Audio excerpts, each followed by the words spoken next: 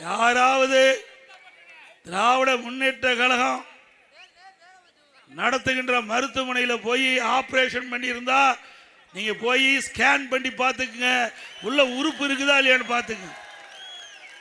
ஆமாங்க, ஏன்னா நாமக்கல்ல மாவட்டம் குமராபாளையத்தில் ஒரு பெண்மணி உடல் சரியில்லா போச்சு. அங்கே போய் ஸ்கேன் பண்ணி பார்க்கும்போது அங்கே கல்லீரலில் காணோம். அந்த அம்மா சொல்லிச்சு, இல்லை என்னை கஷ்டமாக இருந்து குடும்பம் நடத்துறதுக்கு நான் கிட்னி தான் எடுக்கணும்னு சொன்னாங்க, ஆனால் இப்போ கல்லீரலில் காணான்னு சொல்கிறீங்களே என்னது. அப்படி இந்த திமுக மருத்துவமனைக்கு போனால் எது காணாமல் போகுமோ தெரியல, எல்லாம் போய் ஸ்கேன் பண்ணி பார்த்துக்கு. இனிமேல் திமுக நடத்துகிற மருத்துவமனைக்கு போயிடாதீங்க. போவீங்களா?